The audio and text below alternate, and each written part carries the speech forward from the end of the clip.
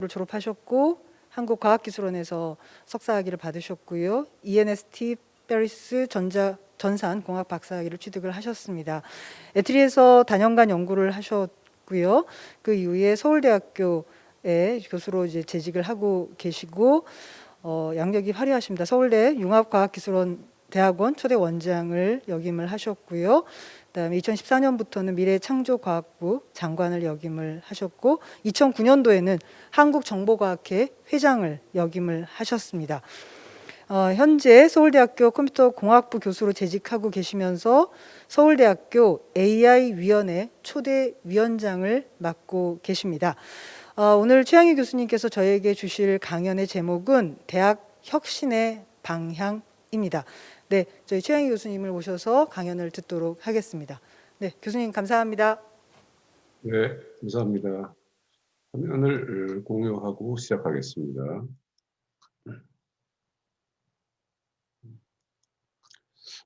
네, 이렇게 좋은 자리에 제가 말씀드릴 기회를 주셔서 대단히 감사합니다.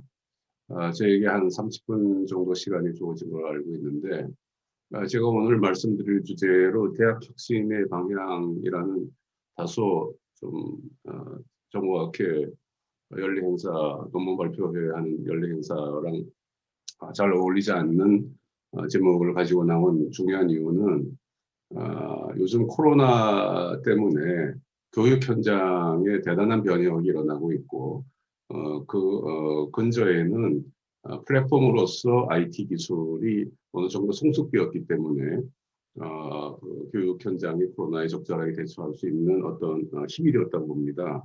그런데 이것이 이걸로 끝나지 않고 좀 더 근본적인 대학 혁신을 이끌어내는 어떤 기폭제가 될 수 있다. 그런 관찰에서 제가 이 어려운 주제를 들고 나왔습니다.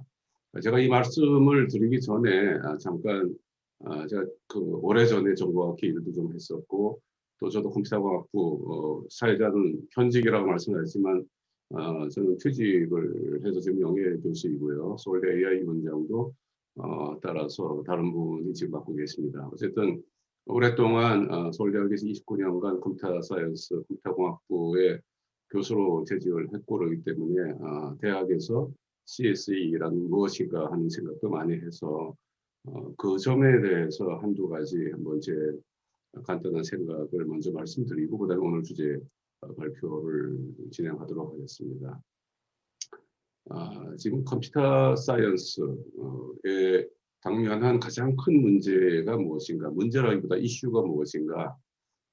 물론 뭐 교수님 개인이나 연구실 또는 뭐 관련된 기업들에서는 어떤 뭐 학문적 성과가 나오고 그것이 산업적 무슨 영향을 가지고 시장을 창출해서 좋은 일자리를 만드는가 등등의 이제 아주 다양한 연구 주제에 대한 또 그것에 대한 지원 체계가 가장 관심이 많으시라고 생각합니다만은 큰 틀에서 봤을 때 제가 볼 때는 CS가 지금 정도에서 CS가 학문으로서 또는 그 조직으로서 탄생한 것은 글쎄요 1950년대 60년대라고 보면은 아주 빨리 잡아서 지금 한 6, 70년의 역사를 가지고 있다고 볼 수 있는데 과연 CS가 학문 단위로서 또는 뭐 직업이나 이런 체계의 분류로서 독립적인 디스플린으로서 존재감을 가지고 있는가 또는 인정을 받고 있는가 거기에 걸맞는 대우와 영향력을 행사하고 있는가 하는 것에 대해서 우리가 냉정하게 한번 분석하고 거기에 대해서 뭐 잘되고 선도 발전시키고 모자란 부분은 보충해야 되는 그런 것이 굉장히 필요한 시점일 것 같습니다.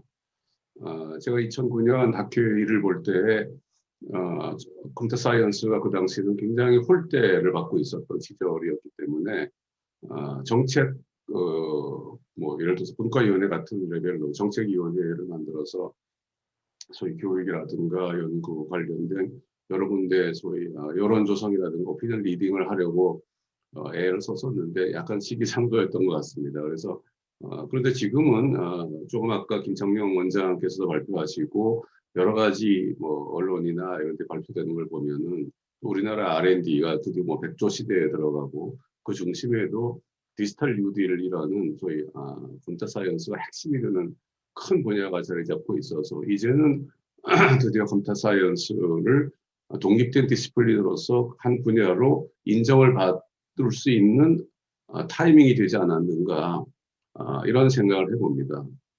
이런 생각을 하게 된 더 근본적인 이유는 이러한 여러 가지 컴퓨터 사이언스의 역할이 중요해지고 영향력이 커지고 사회에서 기대감도 높아졌음에도 불구하고 전통적인 여러 단체나 어떠한 그 분류에서 컴퓨터 사이언스가 정당한 또는 적절한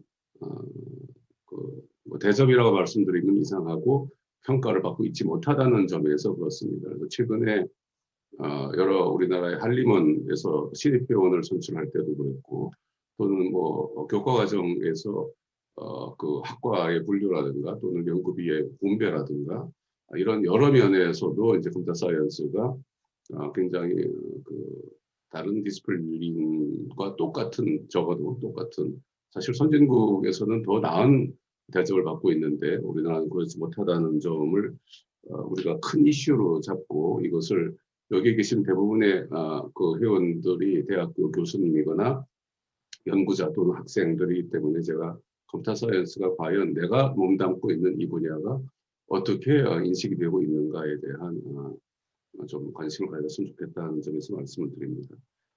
그런데 그 한국에서 특히 이러한 현실이 이런 현상이 일어나는 이유 중에 하나는 많은 사회에서 컴퓨터 사이언스에 대한 기대와 수요가 있음에도 불구하고 대학에서 또는 대학원에서 과연 적절한 컴퓨터 사이언스 전문가나 개발자 또는 뭐 그 창의적인 인력이 사회로 진출하도록 도움을 주고 있는가 하는 데 대해서 약간 비판적인 의견이 굉장히 많은 것 같습니다. 좀 아까 마지막에 우리 김창희 원장 발표하실 때 들으셨겠지만은 그러한 인식의 바탕을 두어서 우리나라에 굉장히 많은 IT 분야, 저는 뭐 AI, 소프트웨어 이런 분야를 통틀어서 컴퓨터 사이언스에 관련된 분야라고 보고 있는데 그 분야의 인력을 뭐 10만 명이든 얼마든 대규모로 양성하고자 하는 프로그램을 대학이 아닌 신설기관들이 전국에 5군데인가 만들어서 매년 수천 명 이상 배출하는 체제를 갖추었다는 데 대해서 사실은 우리나라의 컴퓨터 사이언스가 없는 대학이 하나도 없고 전국에 골고루 존재함에도 불구하고 그 대학의 그런 역할을 맡기지 않고 별도의 조직을 신설해서 거의 대학과 유사한 기능을 하고 있다는 점을 보더라도 우리나라의 컴퓨터 사이언스가 학문으로서 조직으로서 능력으로서 어떤 그 존재감이라든가 사회에 신뢰를 주는 방향에서 그런 평가에서 아직까지는 그 눈높이에 못 맞추고 있는 것이 아닌가 그런 우려에서 말씀을 드린 것입니다. 역대로 보면은 다른 나라에서도 맞습니다만은 컴퓨터 사이언스는 제일 먼저 이제 뭐 교육이라든가 연구에서 시작을 했다가 그 결과가 산업적인 걸로 넘어가고 결국은 사회 변화를 이끌어내는 그러한 큰 역할들을 해왔습니다. 사실은 잘 아시겠지만 잘 아시겠지만 산업혁명이 1, 2, 3, 4차가 지금 있다고 얘기를 하는데 사실 3차 산업혁명과 4차 산업혁명은 IT, 특히 컴퓨터 소프트웨어나 뭐 AI 이러한 기술이 바탕이 되었다고 말해도 무방할 것 같습니다. 이러한 마당에 우리가 이제 컴퓨터 사이언스의 그 역할과 정당한 어떤 그 대우 이런 것을 말씀드릴 수밖에 없다는 것은 참 아이러니컬하긴 하지만은 그런 점에서 이 컴퓨터 사이언스를 주도하고 있는 한국정보과학회나 여기 몸담 계시는 여러 대학들이 이런 점에 좀 더 신경을 써서 좀 더 나은 해결 방안을 가지고 좀 기대해 보해야 될 것 같다는 생각이 듭니다. 결국은 제가 말씀드린 학문으로서의 존재감, 산업적인 여러 가지 임팩트, 그리고 이노베이션을 리더한다는 리더십 이런 모든 면이 사실은 가장 주도적인 기관이 정부도 아니고 기업도 아니고 사실은 대학이 중심이 되는 그런 항목들입니다. 그래서 미국을 보든 뭐 일본을 보든 뭐 지금 중국을 보든 여러 나라들에서도 대학들이 이러한 컴퓨터 사이언스에 관련된 교육이나 연구나 산업협동이나 또는 리더십을 발휘를 해서 그 나라를 좀 더 업그레이드하는 그런 그 성과를 내고 있는데 한국에서도 이러한 모든 변화, 혁신의 중심에 대학들이 있어야 되는 것이 아닌가 이런 생각에서 오늘 주제를 대학 혁신의 방향으로 잡았고 이것은 전반적인 대학 혁신을 말씀드리긴 하지만 그거의 수단이라든가 방향이라든가 도구로서 제가 컴퓨터 사이언스 또는 IT 얘기를 이제 좀 드리려고 하고 있습니다.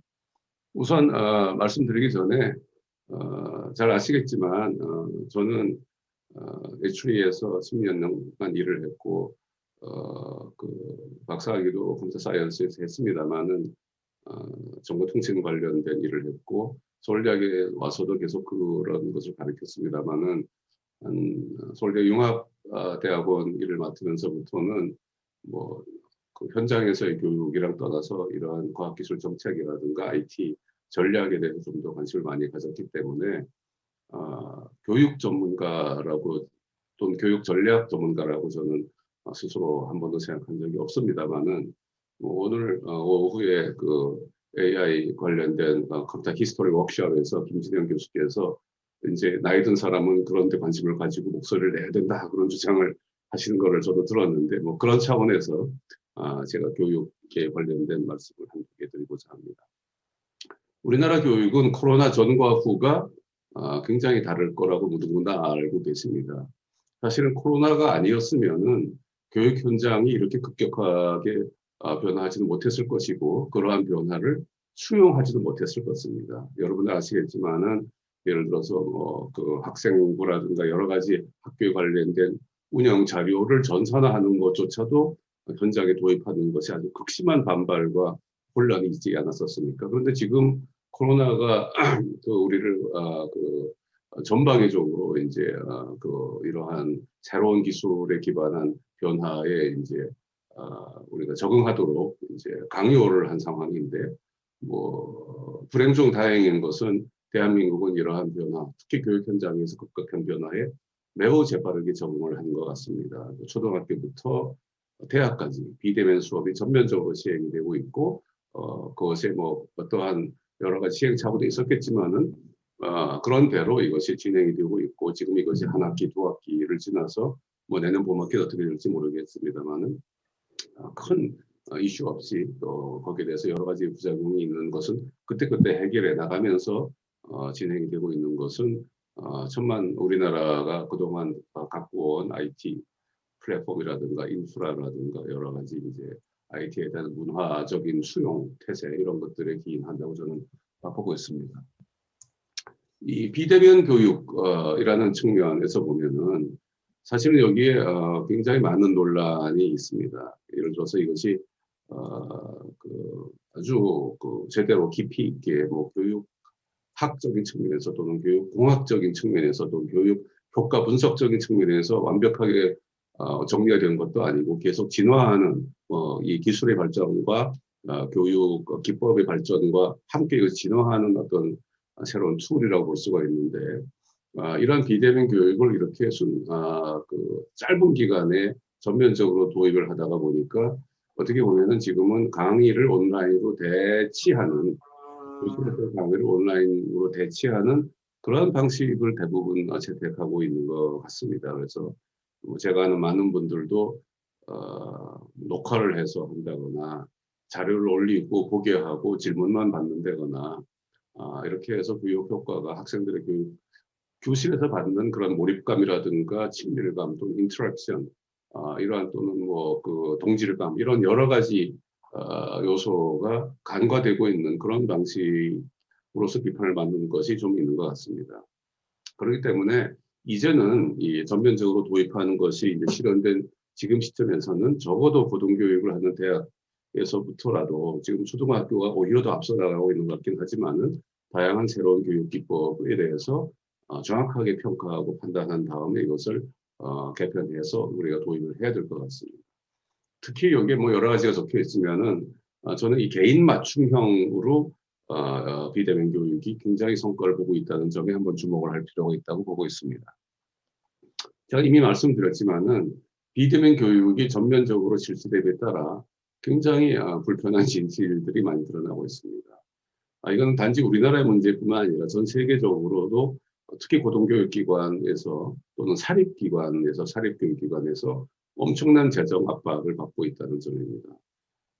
우리나라는 뭐 사실은 여기에 대한 분석이 잘 없지만은 특히 미국에서 발표한 걸 지금 발표자를 보면은 미국의 대학이 4,400개인가 있는데 올해 연말까지 거의 문을 닫아야 될 학교가 한 10%될 거다. 근데 그 이유는 학생들이 와서 등록금을 낼 수 있는 상황이 아니기 때문에 그 기존 학생들은 휴학을 하게 돼서 등록금을 안 내고 신입 학생들도 뭐 예를 들어서 재원이 충족되지 않으니까 대학이나 대학원에 진학을 하지 않고 그래서 등록금 수입이 엄청나게 감소를 해서 그렇다고 해서 직원이라든가 교수라든가 학교에 필수적인 시설비를 줄일 수는 없으니까 특히 인건비 압박이 증가한다. 기타 수입의 감소라는 거는 학생 수나 이런 액티비티가 줄므로써 거기에 따라오는 여러 가지 학교의 운영에 따른 수입들이 있습니다. 여러 가지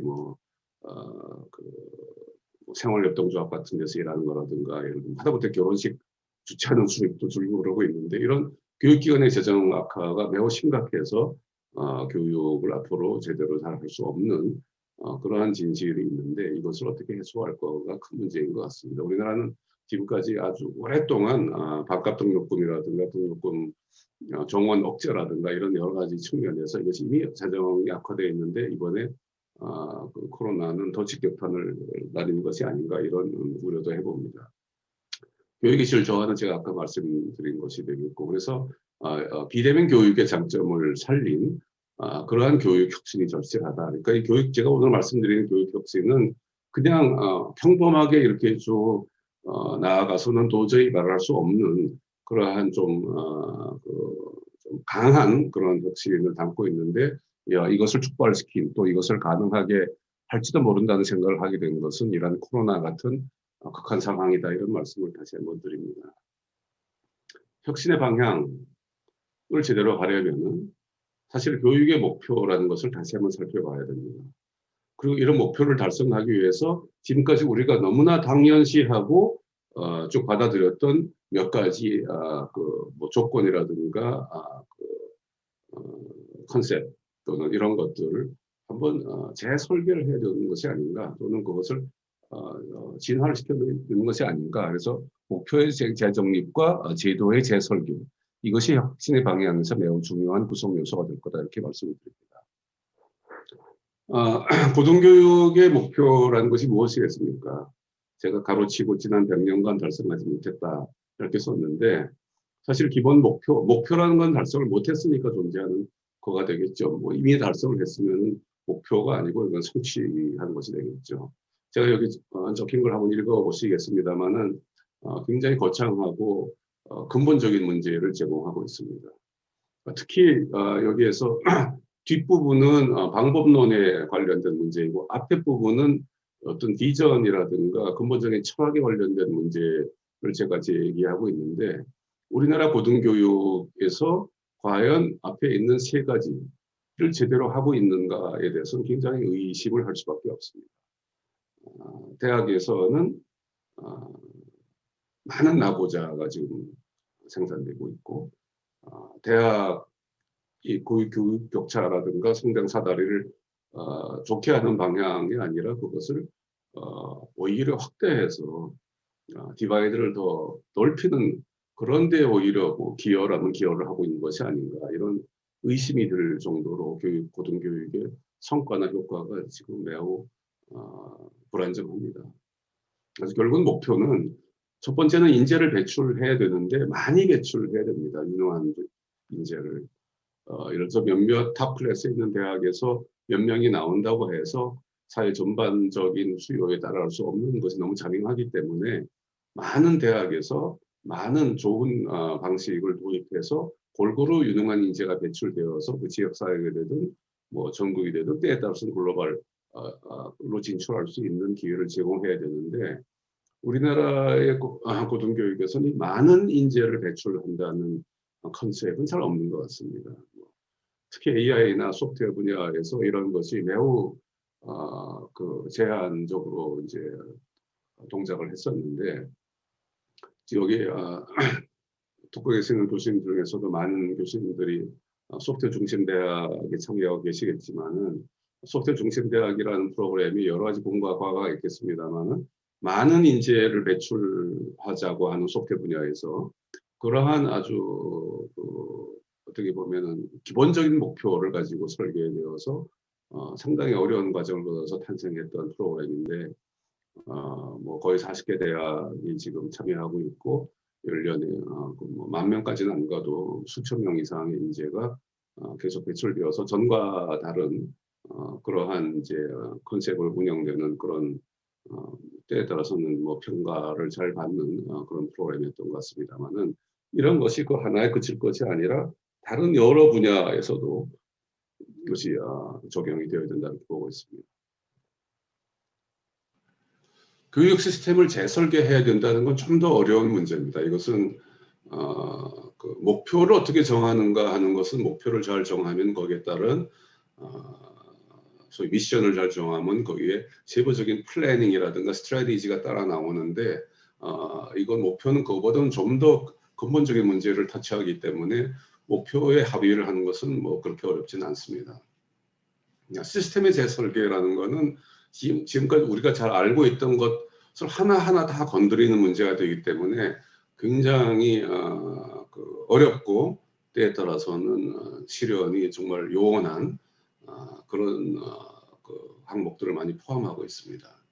제가 여기서 다시 한번 강조드리는 것은 시스템을 재설계하려면은 우리가 무엇을 당연시 했는가 하는 것을 밝혀내고 그것을 한번 뒤집어 보는 그런 발상의 전환들을 가지고 한번 논의를 시작해야 될 것 같습니다. 그래서 여기 보면은 대학이라는 것이 도대체 뭘 하는 데냐, 대학이 필요하냐 이런 문제부터 시작해서 캠퍼스라는 걸 꼭 두어야 되는가, 캠퍼스의 위치라든가 캠퍼스의 운영은 어떻게 하는 것이 정당한가 또는 맞는가, 이 교육 시스템을 지금 말씀드리고 있습니다만 교육 시스템은 뭐 영국이나 유럽에서 수백 년 전에 생겼던 것들을 이발을 해서 지금까지 온 것인데 거기에도 대학의 미션 캠퍼스가 다 어떤 철학이 있었겠는데 그걸 크게 변한 것들이 없는 것 같아서 제가 말씀드린 겁니다. 우리가 대학 그러면은 당연히 캠퍼스가 있어야지, 당연히 대학은 있어야지, 대학은 이런 걸 하는 데야.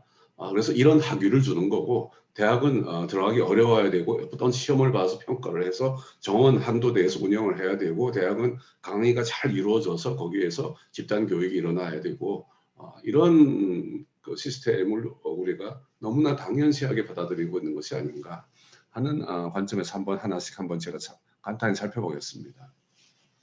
우리가 알고 있는 대학 모델은 이제 그 네 가지 전 단계로 지금 4차 산업혁명 말씀드리듯이 대학 모델의 이제 그 어떤 진화를 네 단계로 저는 분류를 해봤는데 첫 번째 단계는 100년 이전 20세기 초 19세기 말 뭐 이럴 때 이제 대학들이 주로 담당했던 기능 그리고 아직도 이 기능을 담당하는 대학이 전체 대학 중에 뭐 한 7, 80%는 되리라고 보고 있습니다만은 교육 중심 대학입니다. 교육 중심이죠. 그래서 이렇게 때에 따라서는 어마어마한 총종 학생을 놓고 강의를 이렇게 집체식으로 하고 요즘 뭐 무크도 이런 형태의 일종이라고 봐도 될 것 같습니다. 이런 단계를 유지를 계속 잘 하려면은 결국은 뭐 학생들한테 여러 가지 서비스도 해야 되겠지만은 이 교수 강의의 질과 내용이 좋아야 됩니다.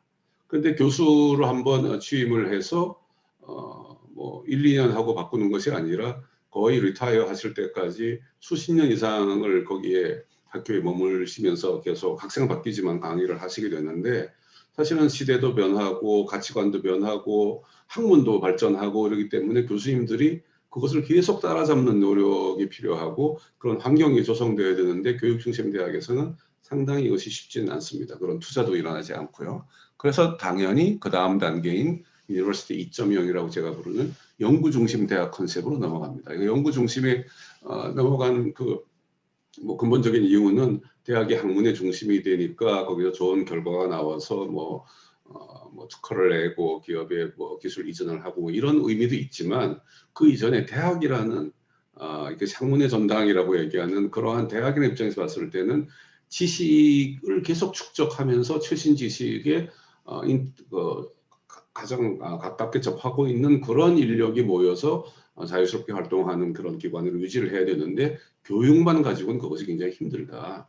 그래서 이 교원들에게 연구도 같이 해서 최신 학문을 계속 받아들이고 또는 지식을 생산하는 역할을 줌으로써 교육과 강의의 질도 계속 좋게 유지가 될 수 있는 것이 아닌가 하는 차원에서 자연스럽게 연구 중심으로 넘어가게 되는데 연구 중심은 아시다시피 돈이 많이 듭니다. 그리고 고급 인력을 유치를 하려면은 또 샐러리도 많이 들여야 되고 시설도 해야 되고 장비도 사야 되고 그래서 연구 중심 대학은 당연히 돈 많은 대학, 돈을 잘 끌어올 수 있는 대학 중심으로 이제 발전하게 되었던 것이 되겠고 큰 규모로 하기 그래서 따라서 어려운 항목이었죠. 그래서 연구 중심 대학을 하다가 보니까 대학에서 많은 지식이 생산되고 뭐 논문도 나오지만은 특허도 나오고 그래서 대학에서 많은 돈이 필요한데 이것을 어떻게 돈을 모으는가 또는 자기가 생산한 지식을 활용하는가 하는 측면에서 산학협동이라는 컨셉으로 넘어가게 됩니다. 그래서 단순히 지식을 생산하고 연구를 잘해서 끝나는 것이 아니라 이것을 활용하고 거기에 산업과 기업 이런 환경을 끌어들이는 것이 되겠죠. 그래서 산학협력 중심으로 유니버시티 3.0 모델이 자연스럽게 흘러가게 되는데 우리나라의 입장에서 보면은 산학협력 중심인 진정한 산학협력 중심 대학은 아직도 많이 어떻게 보면 거의 없다 이렇게 봐야 됩니다. 지금 우리나라 각 대학들이 전체 1년 예산에서 봤을 때 학생들에게 받는 등록금, 그다음에 뭐 거의 미미하지만 기부금, 그다음에 나머지는 뭐 여러 가지 이런 프로젝트라든가 뭐 무슨 연구비라든가 또는 산학에서 그 기술 라이선싱을 해서 받는 돈이라든가 이런 걸 합쳐서 이것이 어느 정도 비중이 올라가야 산학협력 중심이라고 얘기를 할 수 있는데 우리나라에서는 뭐 산학협력단도 있고 지주회사도 있고 뭐 여러 가지 제도가 있습니다만은 그것이 대학 전체 운영을 좌지우지할 만큼 큰 공헌을 하는 데는 뭐 거의 없다 이렇게 봐도 될 정도입니다. 그러니까 우리나라는 아직도 교육 중심 대학, 연구 중심 대학이 대부분이고 산학협력 중심 대학으로 지금 몇몇이 조금씩 넘어가고 있는 단계에 있다 이렇게 저는 평가하고 있습니다. 그러나 이렇게 대학이 여기서 그쳐서는 안 될 것 같습니다. 제가 아까 말씀드린 대로 IT, 특히 AI나 소프트웨어나 여러 가지 이러한 이제 IT가 갖고 있는 강점을 대학에 적용을 하고 사회가 필요하는 부분을 잘 우리가 관찰을 한다면은 대학이 당연히 4.0이라는 모델로 넘어가야 된다고 보고 있습니다. 대학이 사회 에코시스템의 중심이 되는 거죠. 지금까지 3.0까지의 모델은 대학이 전부 다 캠퍼스 위에 벽을 둘러치고 들어오려면은 출입증을 받아야 되고 어떤 절차에 대해서 계약을 해야 되고 이런 걸로 대학을 조금 아이솔레이트 시킨 그러한 차원에서 운영을 해왔다고 보면은 4.0은 답이 없고 대학의 도서관이든 강당이든 식당이든 또는 강의든 또 교수 연구실이든 뭐 사회인, 지역 주민이든 기업이든 쉽게 액세스를 할 수 있고 교류할 수 있고 쉐어할 수 있는 그러한 모델로 가서 어려운 일 있으면 대학에 가서 논의를 하고 대학도 사회로 진출해서 뭐 기업이든 조직이든 이런 데 가서 뭐 교수든 누구 조교든 가서 같이 도와주고 일을 하고 하는 에코시스템의 중심이 되어서 사회랑 같이 발전하고 소통한다 하는 뭐 약간 모호하지만은 이런 모델로 발전을 해야 된다고 봅니다. 여기의 핵심은 이제 캠퍼스라는 개념이 조금 모호해지는 거죠. 그래서 얘를 사회 에코시스템으로 대학이 동작하고 있는 좋은 예가 없느냐 이렇게 말씀을 많이 하신다면은 딱 그 모델에 맞는 건 아니지만 그래도 가장 근접한 모델이 뭐 스탠포드와 실리콘밸리 뭐 북경대학이랑 중관촌 뭐 이런 예를 들 수 있겠습니다만은 거기도 뭐 캠퍼스는 엄연히 존재하죠. 그래서 대학이란 것이 무엇을 하는 데인가 하는 우리가 재설계나 컨셉을 좀 바꿔야 될 것 같은데 그 가장 중심에 캠퍼스라는 컨셉이 있습니다. 대학은 캠퍼스를 가지고 있고 담을 쌓고 뭐 담이 없을 수도 있습니다만은 그 안에서 강의실을 만들고 강의실에서 대면 교육을 해왔고 실험을 하고 그 안에서 학생들이 교수들이 기숙사나 뭐 아파트에 살면서 교류하고 네트워킹을 해서 어떤 커뮤니티로서 동질감을 가지고 뭐 때에 따라서는 자부심도 느끼는 그래서 뭐 동문 의식도 생기고 이러한 기능을 해왔는데 과연 이것이 꼭 필요한가? 우리나라에서 교육기관을 설립을 하고 유지를 하려면은 땅이 있어야 되고 건물이 있어요. 자가 소유의 그 교지 교사라는 개념이 있는 거죠. 그리고 교원이 확보가 되어야 되고 뭐 재정이 운영이 이제 어떻게 안정화되어야 되고 뭐 이런 여러 조건이 있습니다만은 거기에 교지 교사라는 거는 캠퍼스에 관한 얘기가 되겠죠. 그래서 캠퍼스가 없는 대학은 한국에서 만들 수가 뭐 사이버 대학이라는 건 있지만은 정상적으로 지금까지 우리가 그 설립하는 기본 기준에서 보면은 캠퍼스는 매우 중요한 것이 되겠습니다.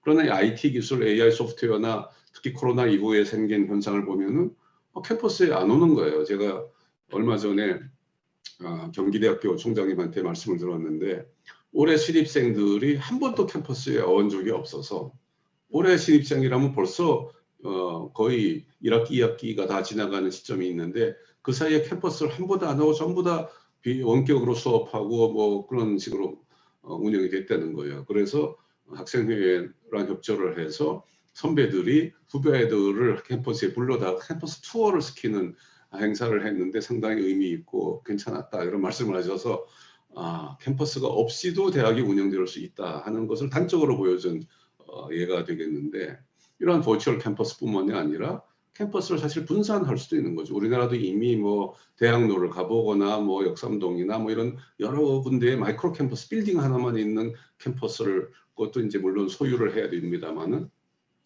많이 확산되고 있습니다. 그래서 분산 캠퍼스라는 것 또는 공동 캠퍼스, 뭐 기업이 있는 건물을 대학이 입주를 해서 그 특화된 과정을 운영을 한다거나 하는 이런 개념이 굉장히 활성화되어야 되는데 여기에 대해서 이제 법적 제도적 규제도 있고 그래서 충분히 IT 기술의 발전으로 이것을 우리가 캠퍼스가 조금 더 친밀하게 사회 속으로 녹아 들어가는 다양한 것이 가능한 것이 될 수 있는데 우리가 여기에 주저하고 있는 것이 아닌가 싶습니다.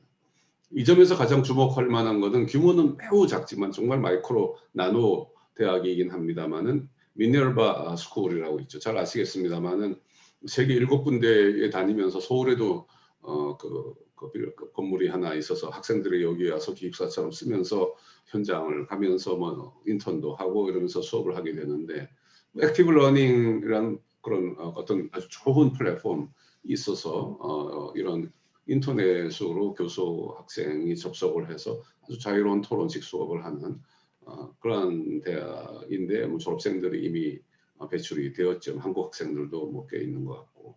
근데 이 대학이죠. 이 대학의 특징은 캠퍼스가 없는 거죠. 그러니까 물론 뭐 캘리포니아에 본부가 있다고 하지만 그건 캠퍼스는 아니고 뭐 다른 도시랑 똑같은 식으로 돌아가는 거가 되겠죠. 그래서 교수 자신도 거기에 살아야 될 의무가 없고 세계 어디에서나 접속을 하기만 하면 되는 그런 것들이 되겠죠. 그래서 이러한 예가 우리나라에서 과연 허가를 받을 수 있는가 이러한 걸로 예를 들어서 우리가 뭐 어떤 프로그램을 만들었다 그러면은 사회적 어떤 수용성이 있겠는가 하는 이런 점에서 우리가 한번 잘 살펴봐야 될 것 같습니다. 학위 제도에 대해서 한번 말씀드립니다. 저는 대학을 왜 만드는가 하는 건 학위를 주기 위해서 만들었다 이렇게 보통 대학을 왜 갑니까? 학사 자격증을 받고 졸업장을 받고 석사를 하고 박사를 하기 위해서 가는 거지. 도중에 그만두고 자퇴를 하거나 뭐 이렇게 나오게 되면은 뭐예요? 드랍 아웃이라고 그러죠. 우리 영어로 얘기하면 드랍 아웃. 탈락한 거죠. 떨어진 겁니다. 그래서 학위를 받은 것은 절대절명의 목표가 되는데 이 학위라는 게 너무너무 리지드한 제도에 갇혀 있는 것이 아닌가. 특히 우리나라에서는 뭐 학사, 석사, 박사, 전공, 부전공 때에 따라서 복수 전공까지 허용합니다만은 굉장히 단순합니다.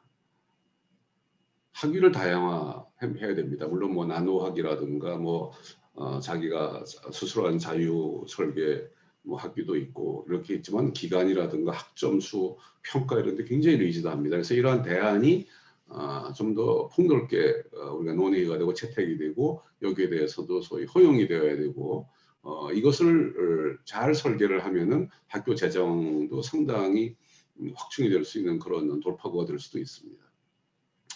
또 하나의 중요한 점은 제가 대안의 3번째로 썼는데 입학하는 거랑 학위하는 거의 연계를 사실 폐지하는 게 좋습니다. 언더 과정도 그렇고 대학원도 물론이고 뭐 대학원이 약간 다를 수도 있겠지만은 그러니까 내가 어떤 학과로 들어간다. 대학 들어갈 때 되게 그렇게 얘기하는데 지금 이미 무학과 무전공 입학을 채택한 대학이라든가 프로그램이 여러 개 있긴 하지만은 전반적으로 확산이 될 필요가 있습니다. 그리고 이 학생이 어느 학과 어느 학위로 채택을 하려고 했을 때 뭐 2학 1년 지난 다음에 2년 지난 다음에 어느 정도 학점수가 어큐뮬레이트 되었을 때 이럴 때 이것을 여러 가지 이제 절차는 있겠지만 허용을 맥시멈으로 해줘야 되어서 내가 하고 싶은 공부를 좀 할 수 있게 해줘야 되는 겁니다. 우리나라는 너무나 규제가 많아서 내가 가고 싶지도 않은 학과를 가는 경우가 뭐 제 생각엔 50% 넘는 것 같아요. 그러니까 가서도 재미도 없고 학위를 딴 다음에도 그걸 그 연계해서 직업을 갖거나 그렇게 하지도 않고 또 뭐 때에 따라서는 뭐 편입도 하고 학위를 2개를 받기도 하고 이런 다양한 피해단이 일어나고 있는데 이러한 입학과 학위를 연계하는 것들은 IT 기술을 잘 도입해서 잘 운영을 하면은 적절하게 우리가 조절할 수 있을 거라고 보고 있습니다.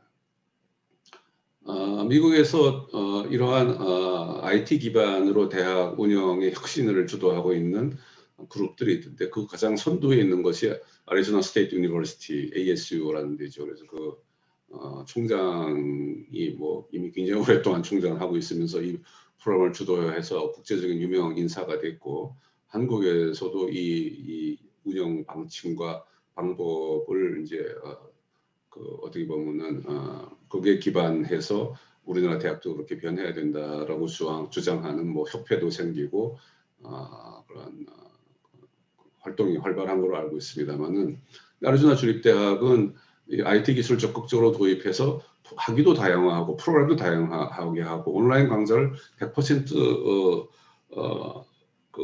받아들이는 그러한 프로그램도 더 많이 만들어서 싼 값에 아주 많은 학생을 배출하는 그러한 모범을 보이고 있어서 가장 이노버티브한 대학으로 계속 선정되는 최근에 그러한 영예를 안고 있겠죠. 뭐 이거랑 똑같지는 않지만은 성균관대학교 총장께서 또 여러 기회에 많이 말씀하셨는데 아마 여기 출신이신 것 같은데 조지아텍의 컴퓨터 사이언스의 온라인 석사 그 대학원 프로그램입니다만 여기에도 온 캠퍼스 학생보다 엄청나게 많은 숫자가 그 질적인 수준의 차이가 없이 싼 값에 싼 비용에 대학 학위를 받을 수 있는 방법을 개발해서 이제 인기를 끌고 있는데 이것은 뭐 스스로 대학 내부에서 뭐 어떤 이러닝 센터를 만들어서 운영한 것이 아니라 유다시티라든가 AT&T랑 협력을 해서 이거 프로그램을 잘 운영하고 있는 아주 좋은 예인 것 같습니다. 우리나라에도 물론 사이버 대학들이 잘 운영하고 있고 기존의 대학들이 사이버 대학을 동시에 운영하는 대학들도 많이 있습니다만은 과연 여기 있는 것처럼 이렇게 밑에 세 줄에 있는 것 같은 기능도 특히 기업체랑 협력해서 이런 것들이 나가고 있는가 점에서 우리가 좀 살펴봐야 될 것 같습니다. 정원 문제는 뭐 수도권 정원 규제도 있습니다만은 입학 정원, 충원율 뭐 등등 해서 뭐 교육부의 규제가 한두 가지가 아니죠. 이것은 대학의 자율성을 해치고 학생들은 이 정원이라든가 이런 것 때문에 원하는 정원을 택할 수 없게 되고 따라서 자연스럽게 대학 서열화가 조장이 되는 문제가 있습니다. 그래서 대안은 학위의 다양화, 정원의 의미를 사라지게 하는 온라인, 오프라인의 믹스를 잘 선택을 해서 이러한 전략을 짜야 된다 하는 점이 되겠습니다. 특히 이제 코로나 이후에 강의가 온라인으로 비대면으로 바뀌면서 예전처럼 뭐 150분 강의, 뭐 50분 강의, 이러한 강의 시간을 딱딱 지켜서 그 시간 내에 모든 걸 처리한다는 것이 상당히 무의미해져 가고 있습니다. 많은 교수님들이 영상이나 자료를 미리 보내고 그것을 학생들이 이제 숙지한 다음에 토론식으로 수업을 하는 플립드 러닝을 많이 이미 채택을 하시고 때에 따라서는 녹화를 한 강의를 녹화하는 걸 미리 제공을 해서 수업 시간을 공간적 시간적 그 배리어를 넘어가는 그러한 운영을 많이 하고 계셔서 효과를 보고 계신데 지금 현재는 뭐 학점 3학점이면은 일주일에 3시간 한다. 예를 들어서 교수당 뭐 한 학기에 몇 과목 몇 시간을 해야 된다.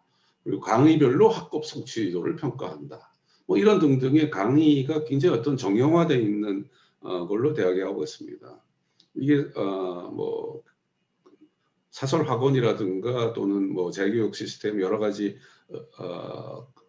효과적으로 운영하는 데를 보면은 뭐 일주일짜리도 있고 뭐 한 달짜리도 있고 집중 교육도 있고 굉장히 띄엄띄엄하는 강의도 있고 별별 수단이 다 충동원되고 있는데 비해서 대학의 강의는 굉장히 정형화되어 있는 것이어서 이것도 다양한 방법으로 강의를 진행해야 되는데 그 질적 수준을 유지하면서 다양성을 하면서 맞춤형 교육을 하는 방법들이 얼마든지 가능하고 다양한 플랫폼과 기술, 툴들이 지금 되고 있는데 단지 여기서 하나 제가 말씀드리고 싶은 것은 이것을 모든 대학이 각각 개발해가지고 운영하는 것은 어떻게 보면은 수준도 유지하기 어렵고 질도 갖추기 어렵고 또는 그러한 돈도 많이 들고 그러지 않는 거 생각이 듭니다. 그래서 뭐 클라우드나 데이터 센터를 대학마다 안 두듯이 이것은 공용 그런 사설이든 공공기관에 가입을 하거나 협조를 해서 운영하듯이 이런 강의 방식을 운영하는 것도 전문 기업과 협동하는 것이 매우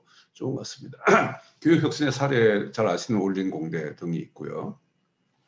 그래서 제가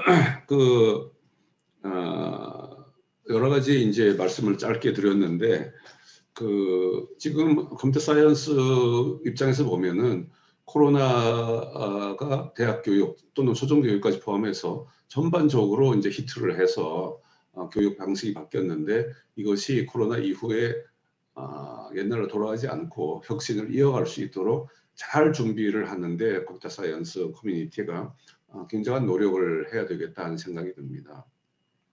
그런데 지금 제일 끝에 있는 초중고등학교 교육에서부터 이것이 이제 시작되는 것이 가장 저는 시급하고 바람직하다고 보고 있는데 잘 아시겠지만 초중고등학교에서 컴퓨터 사이언스에 관련된 교육은 1차적으로 이제 초등학교 수준에서는 코딩 교육이라고 지금 이름 붙여서 들어가 있고 중학교 또는 고등학교에서는 뭐 실과 뭐 여러 가지가 있는데 상당히 좀 전향적이고 과감한 접근 방식이 필요합니다. 그러지 않으면은 기득권을 가지고 있는 수업 체계가 쫙 짜여져 있고 시간수라든가 뭐 교사 뭐 시스템이 짜여져 있는데 컴퓨터 사이언스에 관련된 교육을 거기에다가 접목을 시키거나 또는 확대를 하는 것이 현실적으로 굉장히 어려운 시점에 있는데 이것은 특히 이 컴퓨터 정보학회에서 큰 관심을 가지고 의견을 모아서 여러의 이거의 필요성을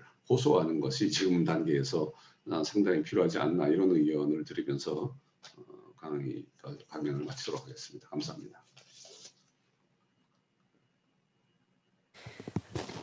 네, 최양희 교수님, 네, 강연 감사합니다.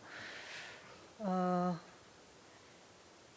혹시 대학 혁신과 관련해서 지금 아마 코로나를 경험하고 있는 저희 대학에 근무하는 교수진이나 학생들은 모두가 다 교수님 말씀에 공감을 할 것 같습니다. 혹시 질문이 있으시거나 코멘트 있으실까요? 네, 네. 지금 저도 지금 교수님이 안 보이시니까 제가 갑자기 이렇게 교수님을 이렇게 보려고 뒤를 돌았었는데요. 네, 사실 교수님 의견 저희가 100% 또는 200%를 이제 공감하면서 교수님께서 한번 이 교육부 장관이나 교육부에게 정말 적극적 의견을 좀 개진해 주실 수 있는 기회가 있다면 저희 지금 대학에 머물고 있는 사람으로서 굉장히 도움이 많이 될 것 같습니다. 저희가 교육부로부터 지침을 받아보면 뭐 3학점이면 온라인으로 25분을 해야 되고 A4 한 페이지를 뭐 1분으로 치겠다라고 하는 엄격한 그 학사 규정이 내려오고 있는 상황에서 참 교수님께서 말씀하신 그 부분들을 다 수용해가지고 학생들과 만나기에는 참 여력이 좀 부족한 것 같습니다. 그래서 정책적인 부분에서도 좀 교수님께서 적극적으로 그 정부와 소통을 하거나 어떤 기회가 되실 때 말씀을 해주신다면 저희도 열심히 노력을 해서 준비하도록 하겠습니다. 네, 교수님 다시 한번 기조강연으로 좋은 말씀 주셔서 감사합니다. 네, 수고하셨습니다. 네, 감사합니다.